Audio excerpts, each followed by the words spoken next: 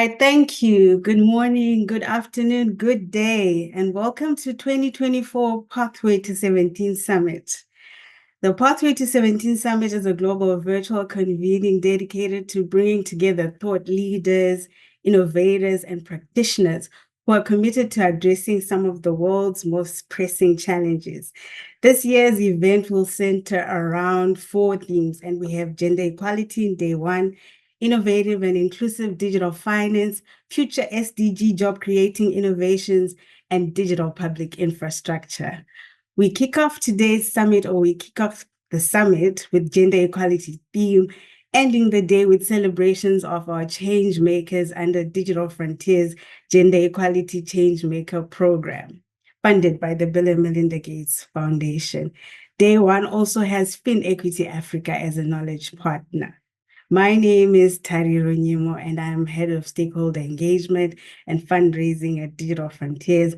I'm also FinEquity Africa Regional Facilitator. So you'll see within our conversations for the whole day, we'll be delving into our community priority themes, which include gender disaggregated data, gender intentional product design, and women's leadership. Welcome to the opening plenary. And today I am so honored to have esteemed guest speakers, Dr. Khetsiwe Dlamini and Shiphra Chisha, whom I will introduce. So I'll start with you, Dr. Khetsiwe, and give your bio. Dr. Khetsiwe Dlamini is a successful global business leader, strategist, innovator, advisor, management consultant, and gender equality expert. She is the only African female to have held the role of Chief of Staff at UN Women, which is the only UN agency mandated by all member countries to promote gender equality and women's economic empowerment throughout the world. Dr. Dlamini championed gender bond initiatives at UN Women, such as the Orange Bond, the FSD Africa-led African Gender Bond Landscape Report, and the Women of the World Endowment, all of which continue to grow and have lasting effects. And that's a good one. Dr. Dlamini is currently the founder and executive director of CCC Advisory, an African global gender lens and diversity advisory firm that provides strategy, fund mobilization, project management, and impact assessments. Welcome, Dr. Khetsiwe. I'll stop there for you. Thank you so much, Tariro. So excited to be here. My introduction had a lot of onlys. Some people from the southern part of Africa will recognize that my name, Khetsiwe, means the chosen one. So the onlys follow my name. Thank you. Back to you, Tariro. Thank you, Dr. Khetsiwe, and it's so good to have you with us in this session. I will introduce Shiphra. Shiphra Chisha is the president and co-founder of the African Women Business, a pan-African organization representing the interests of all women entrepreneurs across industries with chapters across SADC. She is the director of programs at Graca Machel Trust. Shiphra is a development expert with over 20 years experience in ensuring socio-economic development through collaboration with governments, MSMEs, and other stakeholders. She is the member of SADC Non-Tariff Barriers to Trade Steering Committee and the Working Group, a steering committee member of the Trade Forward Southern Africa, TFSA, advisory board member of the University of South Africa Graduate School of Business Leadership, advisory board member of the African Women in Power and Energy and Pan-African Tech Foundation, a member of the South African BRICS Future Skills Manufacturing and Mining Working Groups, a member of International Women's Forum and Women in Mining South Africa, and a fellow of the Institute of Directors Southern Africa. She is a highly accomplished executive, entrepreneur, and director of companies. Welcome, Shiphra. Thank you. Thank you very much, Tariro. And it's such a great honor to be here. Looking forward to share this morning with you. And I think in all the parts of the profile you've read, the one I think for me that stands out the most is really inclusion and advancement of women, whether it's in rural areas, whether it's in the mining communities, and whether it's in corporate. And I'm glad that we're going to be discussing this topic this morning, and also discussing the topic around leadership, which I'm very passionate about. Thank you. Thank you very much. So now I'll start with you, Dr. Khetsiwe. Our topic today is women's leadership and advancing gender equity with a special focus on Africa. So Dr. Khetsiwe, please share with us the importance of leadership and how Africa is doing and how our story is being told in that regard. I'll hand over to you.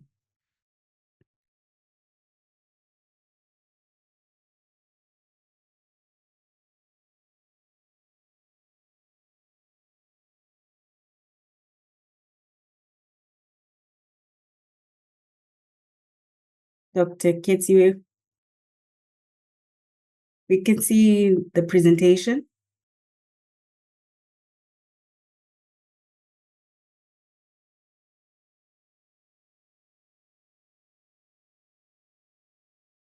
So we can see the presentation, but I can't hear you, Dr. Khetsiwe.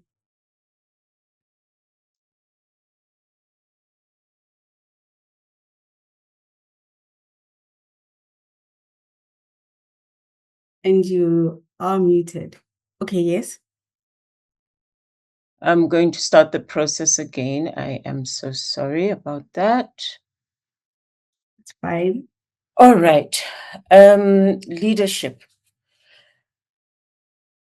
Many of you don't hear the story of our leadership as Africans in gender equality. We always hear about the poor women in Africa who are struggling. But today I'm going to turn this around and really focus on the positive and what we are leading in and what the world could learn from us. The first thing is our own data as Africans. So here I cite the Ibrahim Index of African Governance, which monitors gender equality in Africa through one of 16 subcategories. I think we hear more frequently about the World Economic Forum, and that's one thing I would like to encourage Africa to do more of, generate its own stats and tell its own stories. So according to that index, we actually have made progress in gender equality. Of course, it's not perfect. We still have most of the world's extremely poor women residing in our continent. But the riches that we have as Africans lie in us pursuing gender equality. That big number of 316 billion is a number that a McKinsey study surfaced as to how much we could unlock, in terms of money, GDP, if we focused just on gender equality. In Africa, women are the slight majority, but you wouldn't say so from another graphic that I will show you soon in terms of leadership. But before we get to that, do we all know that Africa leads in terms of women entrepreneurs? 25% of businesses are started and run by women. In comparison, Europe's rate is 5.7. The countries that lead us in this are Botswana, 38.5%, Uganda, 38.4%, and Ghana. In political and business leadership, we have something to boast about as well. Rwanda leads globally with 61.3% of its parliament being women, surpassing the global average of 27%. We have other countries like South Africa, Senegal, and Namibia making their mark there as well, with over 40% female representation. Did we know that Africa boasts the highest female board representation at 25%, outperforming the global average of 17%? So with those few statistics, I would like to really position gender equality as our highway, not only our pathway to the 17 or achieving the 17 SDGs. Other examples that I can cite, Botswana, among the top 15 globally for women's advancement outcomes, surpassing high-income countries like Canada, US, New Zealand, Switzerland, Australia, in performance by income. Nigeria is ranked second globally for women in professional and technical roles. I'm sure many of us didn't know that. Angola, for its intention to hire women, is also leading globally. This is despite the obstacle race that women have in front of them when they are trying to compete with male counterparts. We all talk about equal opportunity, but equal opportunity is not equal. We need to exercise much more equity that removes all those obstacles in Africa. I promised a graphic that would surprise you, given women's potential, how much we can unlock, how much we have achieved as Africans on gender equality. Our country leadership profile, when you look at AU meetings, is not showing that picture. They are women who have ascended to presidency, but we could do much better. The other element that I think we could focus on is really our young people, who are a majority of our citizens in Africa. They have a lot of leadership that they can exercise to take us to the SDGs. In Africa, we are the continent that has an almost equal NEET rate. NEET is not in employment or education and training, between graduates and Africans, young Africans that did not finish high school. So there is a lot of potential also hidden within our youth. With those statistics, I hope we can face the reality that there is no faster way to the 17 goals. We're not talking about a pathway here. We're talking about a highway where we could really move with much more speed. If we turned the unpaid work of women into paid work alone, that would make a huge difference. And the SDGs is all about distribution of wealth and making sure people escape poverty. Women are experts at ensuring that income, particularly disposable income, stretches to human development outcomes that benefit the communities, countries, and ultimately our countries and continent. I'm going to stop and pause there with just those few statistics and hand back to you, Tariro. Thank you very much, Dr. Khetsiwe. I really enjoyed that. And there are a lot of things that were packed in that presentation. First of all, to say that Sub-Saharan Africa or Africa is leading in women participating in entrepreneurial activities.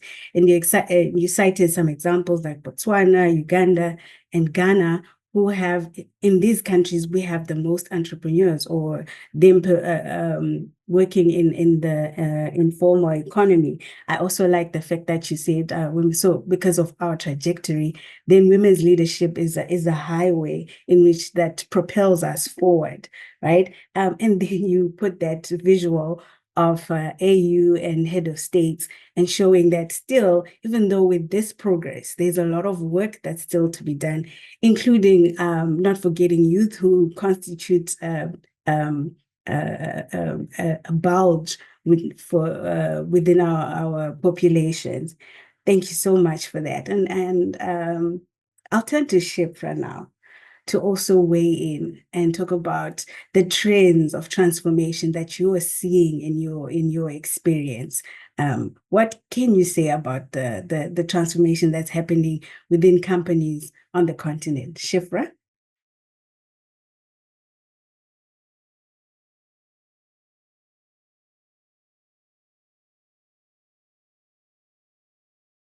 Shiphra, you may be on mute as well, like me at the beginning. Sorry.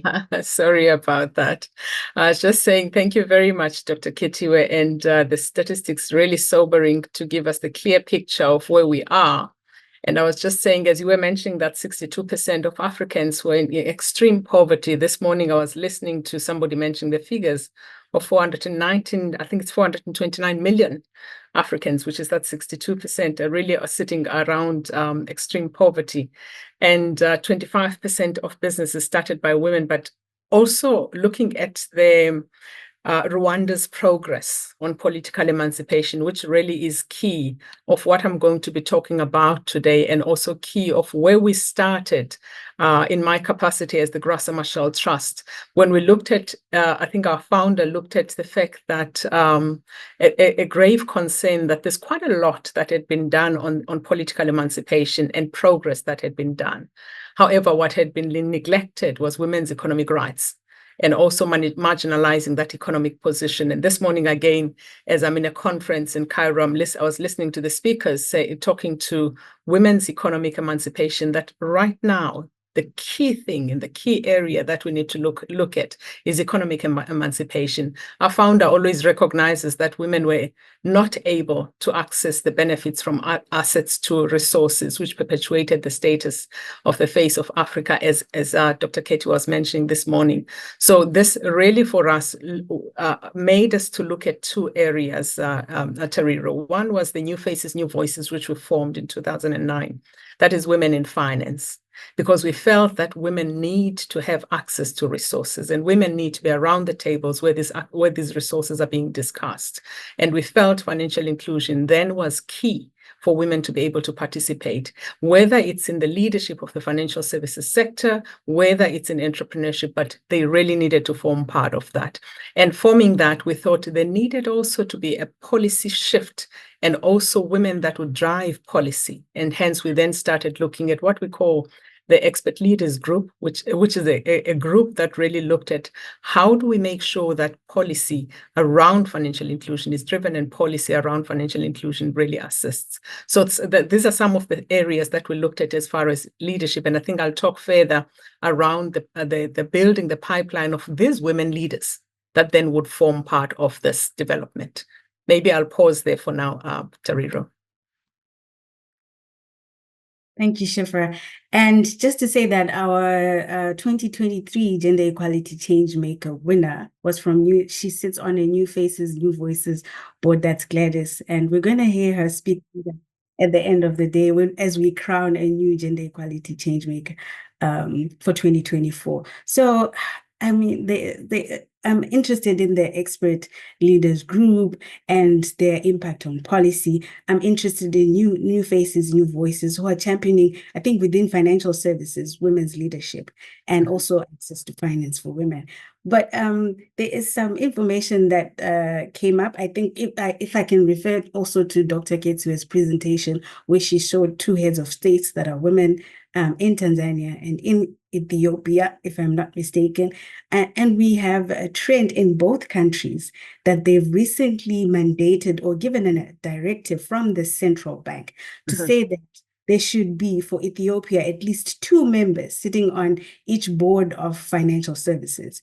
And I think for Tanzania, they said a minimum of a third of representation should be women on boards in financial services. Now, let's respond to that. Given that our progress on the continent and how other countries are now looking at their own gender gaps and mandating or giving directives to that effect, what sort of impact this will have and what sort of challenges that the leadership is going to face in this sector as we move forward. I'll start with you, Shiphra. Thank you very much. And again, I think congratulations to Tanzania with the circular that was out from the Office of the Governor, stating that about a third or 30% need to have the representation of women. And I think what impact that is a positive impact that will have within boards, because women come with diverse skills. And we've seen women participating at board level and making the difference at board level. And I just want to talk to for example, what has happened in different countries. In Zambia, for example, as I was mentioning, the expert leaders group, which is really consisting of African women leaders in the banking and finance sector, and designed to look at how to unite these strong leaders and drive this systemic change. In Zambia, when one of the deputy governors, Dr. Tukia, started her tenure, Zambia really had no representation of women within the financial services sector. Currently, we're sitting at 30%, and we can see the movement within the financial services sector and the understanding of the financial services products that women use and require for financial inclusion. Well, again, at board level, there was less than, I think, 10% representation when she started. The push around that and also influencing that and making sure that now there is about over 50% representation at board level. And as I say to you, that what you see that trickling down to the needs of a customer, and them understanding what are the requirements and bringing, as I say, that diverse skills that women normally bring to board. And however, I think one important thing that we need to think about, as countries are now stating that let's look at 30% representation, we have Ethiopia also saying the same, 2 members within the board must be women. We have countries like Ghana also producing, now adopting the gender equity bill. What this means is that there needs to be the pipeline. So the one other aspect that we are looking at is how do we build this pipeline to make sure that this representation is there? Because as you know, Tariro, the question that always come up when we sit on boards is where do we find the women, as if they do not exist, but they are there. So it's to make sure that as companies, as entities, as corporates looking for these leaders are there. I'll pause there for now.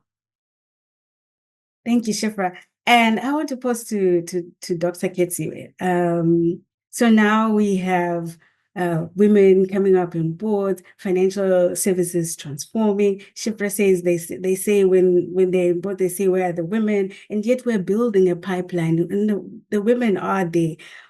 What can you say to that? Also, given the context that in some instances in the countries that you've mentioned, Rwanda and South Africa, we're leading.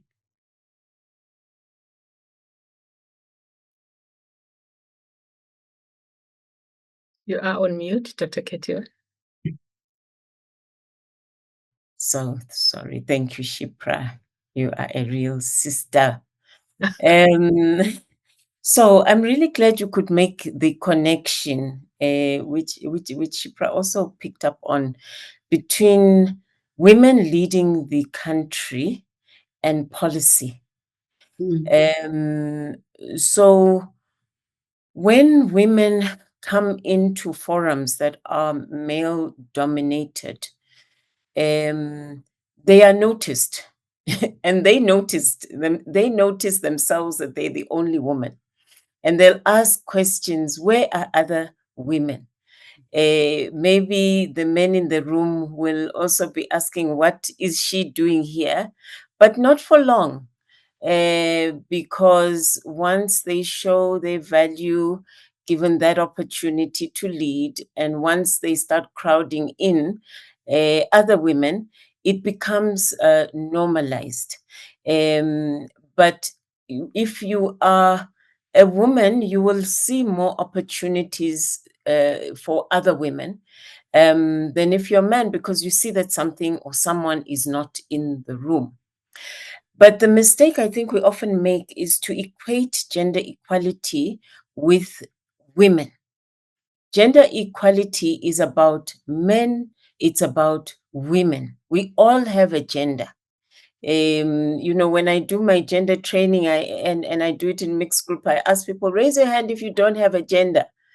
And often men are very tentative about raising their hands when you ask them about do they have a gender. But actually, gender is about socialization. And any president can decide that they want to come up with policies that are women friendly. In South Africa, for instance, President Ramaphosa decided and declared that the government would buy from women 40%. Okay, we're still struggling to get there, but at least, you know, he declared it. He's a man. So it's about being human. It's not really about the container you come into the world with. So I think we should actually be trying to ensure that all leaders are promoting inclusion of all genders, because the research we have at hand shows that it's not all men and all women that give us the comparative advantage. It's the mix of the two. So I would just like to add that as well, that, you know, gender equality is about all of us doing our part to make sure that we can participate equally, benefit equally, and in that way grow our countries, economies, and our continent. Back to you, Tariro. Thank you, Dr. Khetsiwe, and I'm so glad that you brought in men as allies to this, and saying that all leaders, no matter which gender you are, you should ensure that there's an inclusive participation within the organization, and the business case of diversity. I mean, research has already told us, and the big number that you showed us from the McKinsey report is really about having diverse teams, about having diverse organization, which promotes innovation, which hits the bottom line, and creates for happy organization or happy working environments. So now I wanted us to check on questions. Caitlin, Yes, dear. We have a few questions in the chat. So we have one question, and I do apologize, everyone, if I pronounce your name incorrectly. I will try my best. So we have one question from Uchena asking, what can we do from a research perspective to ensure that women in different aspects of our African society be out in the public? can you repeat that again, Caitlin? Sure. I've also posted it in the chat for you, but I will repeat it. What can we do from a research perspective to ensure that women in different aspects of our African society be out in the public? Okay, so I can direct this to, I think, Dr. Khetsiwe. Can you take this one?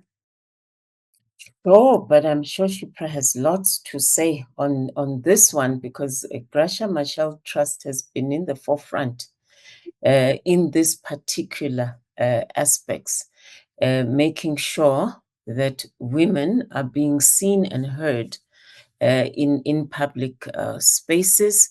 When I was at UN Women, that was our preoccupation as well. But I would really like to focus on the data. You know, the more we can provide the data that shows the business case, and what entities, organizations, communities, and countries are losing out on by not going out of their way to ensure that women are just as included as men in our economic endeavors, and then tell stories, you know, the role models. Role modeling is so powerful in terms of perhaps young girls who have been socialized in very closed communities, thinking that, you know, if she can do it, I can do it. I happen to come from a very rural community of Eswatini. It's called in Khetsiwe. And where I come from, even Swazis in our tiny country of 1.2 million people don't know our village. That's how hidden we are. And I run a boarding house for school for girls to help them try and finish high school. And whenever you ask them what they want to be, they think of things that they've seen, nurses, teachers, da, da, da, da, da.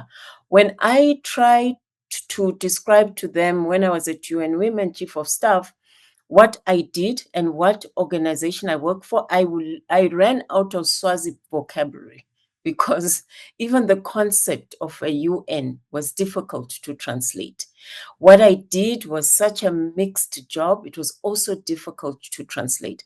But they do know that I come home in a car. I have money to help them through school. And so they start thinking about, I want to be like her. I don't want to perhaps end up in the village. And role modeling, I think, is something we can do so much more of, and not disappear into our cities once we, once we become more middle class, mix with younger people to open up that world. So role modeling, success stories of women and girls, we should really make that more front and center. So those are the two things I'd like to emphasize: the power of data, the power of role modeling, and the power of storytelling. Shiphra, can I invite you in on this one? Yes, thank you, Dr. Khetsiwe. I think I'll start on the power of data, because I think that's the first thing that our founder always emphasized on. And you'll be happy that when we were in Zambia recently with her, she was requesting UNDP to formulate that and make sure that we know where we're starting and we know what our end position wants to be.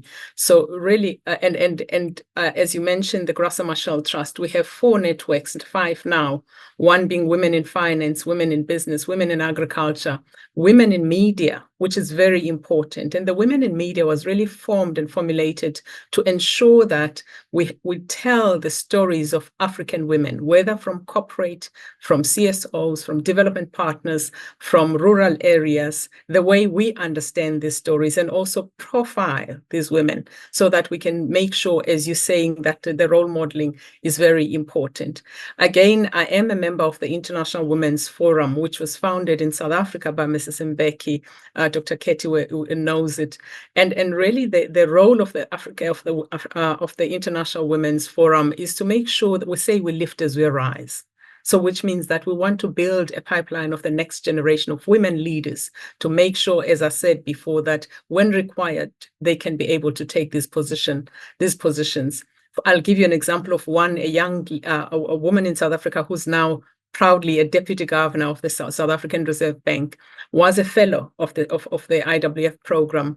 And at the time she was a fellow, she was a director of National Treasury. Post this process, she then took on the position of deputy governor. Obviously, that the motivation was her skills, and coupled with the fact that there was mentorship. IWF, which is the International Women's Forum, provides quite a lot of mentorship. It's not only the academic component of the program, which is done well by UXI, but it's also the mentorship where you handhold. And I'm proud to say I'm also a fellow of this program, because 20 years back, I did the same program, and the trajectory from there to leadership, to executive, to board was really amazing. So I was happy last year, 2 years back, to co-design this program to make sure that it's really futuristic. But the most important thing is really for young girls as well. The Graca Machel Trust has what we call the Pan-African Adolescent Girls Movement. Within this movement, we have what we call allies and advocates. And what they're there for is really to handhold, as we provide as the Graca Machel Trust, the platform for them to speak at policy level to policymakers, but to handhold, mentorship to handhold, and for them to see that they're mentors, to see that they're leaders that they can emulate, and leaders that they can take after. And these are the programs that we think that will be able to provide the authentic and ethical leadership that we're looking for in the future, and the authentic leadership that will be able to take over these roles. But again, going back to the question that was asked, profiling these women really will be able to provide that platform for them to be known and to be heard. Thank you, Shiphra. And I think at this point, I can also speak about the Gender Equality Changemaker program that we will be celebrating at the end of the day. So the Gender Equality Changemakers program mobilizes a group of change makers who will champion action plans within their projects, right? And it has a focus on the African continent and also a focus on financial services. So you'll see that after going through this process of training, they come up with an action plan that they would like to implement in their own organizations, looking at their own context. And what we've seen is we're really generating champions, right? We have over 500 projects for the four-year period of the grant.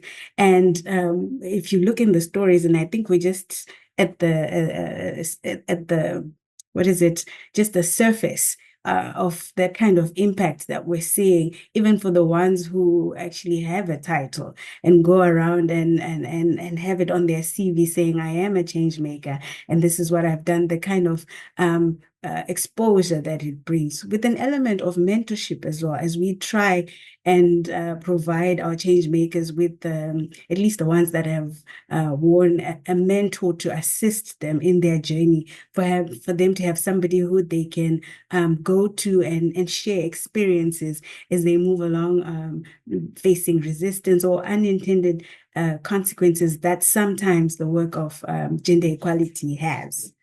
All right, so I really wanted us to still delve into maybe the pipeline, or sorry, I'm going to, and I know because Dr. Khetsiwe has an intersectional lens.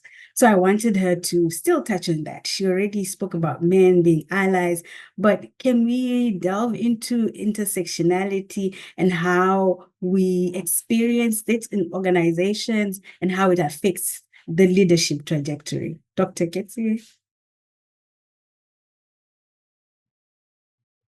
So, intersectionality is really something that sounds like a big word, but when you really break it down, it really is again about being human. As human beings, we don't identify as one thing. We have so many identities that make us the full person. It could be religious, it could be where you come from, geographic location, it could be your status in the country, whether you feel displaced, whether you are in another country because you had the misfortune of your country going up in flames. And in that respect, I'm talking about people with a refugee status. You can have the racial element.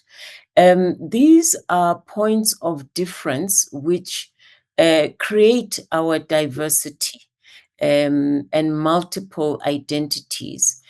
And when we use these for inclusion, that's when we get the productivity. When we use it for hate and exclusion, that's when we get the civil wars. That's when we get, the lack of innovation. So the intersectional lens is really a lens that if we could embrace, we could get much more innovation, productivity, etc., using our points of difference to actually come up with better solutions. So in leadership, the leaders who really work best in terms of results are those who are able to figure out the formula for diversity and inclusion. How do you take people in their diversity with their intersectionality, give them a sense of belonging, and point them towards a goal where they bring their best selves because they have that sense of belonging. That for me is the hallmark of leadership.